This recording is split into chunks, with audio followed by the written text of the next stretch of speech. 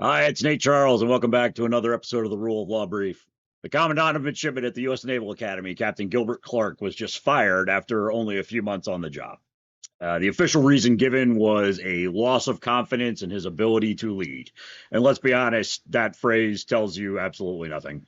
It is the Navy's all-purpose euphemism used whenever leadership wants someone gone, but doesn't really want to explain why. People outside the Navy often misunderstand this. They think loss of confidence is a substantive allegation. It isn't. It's a container. It can mean misconduct, misjudgment, personality conflict, political friction, or something entirely bureaucratic. It can mean everything or nothing. In fact, I've lived this myself. Toward the end of my time as a reservist, I was the commanding officer of a Naval Special Warfare Reserve unit. I received an illegal order from a guy named Zachary Ruthven, one of the SEAL officers I respect the least. Here's a picture of him.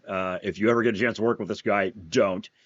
I refused to carry out that order because it was unlawful. I resigned my command in protest. Ruthven then told me he did not accept my resignation and instead dismissed me for, quote, loss of confidence. Fine. I walked away from that situation with my integrity intact, and then I went on to serve another 2.5 years, including as the deputy chief of the Navy's COVID crisis action team, drawing directly on my background as a war planner and in biological threat response. The point is simple. Loss of confidence is so flexible a phrase that it borders on meaningless. So Clark's relief doesn't really tell us much about what actually happened. Here's what we do know. Captain Gilbert Clark took over as commandant in June of 2025. That was over the summer, so the midshipmen were on summer cruise. They weren't even there. He was relieved of his command on November 24th by the superintendent. There's been no explanation provided about why he was fired except for the stock terminology. We do know that the deputy commandant, Captain Austin Jackson, has now fleeted up and is serving as the interim commandant. Now, Austin Jackson is another SEAL officer and a contemporary of mine from our days at the Academy. He is a very good officer. We weren't close, but we overlapped. And yes, if he sees this, I did once get drunk at his place as a junior officer over 20 years ago, and I barfed on his floor. Austin, if you're watching, please send me a Venmo request for the cleaning bill. I still feel kind of bad about that. And as I said, he's an excellent leader, a serious, competent SEAL. I have full confidence in him stepping into the role.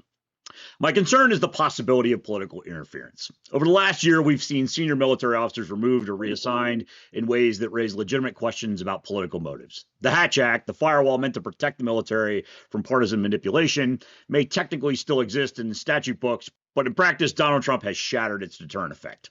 When a law is violated with impunity long enough, it stops functioning as the law. It's one of the oldest authoritarian tactics in the book. Don't repeal the guardrails, just ignore them until they collapse under their own weight.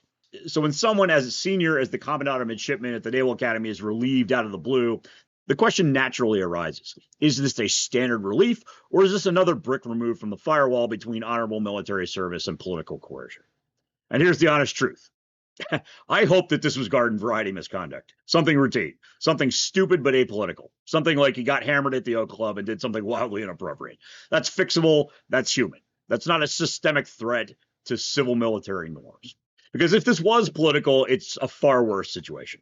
That would be yet another erosion of the separation between the military profession and partisan loyalty. We're already watching that wall crumble. We don't need another hammer strike.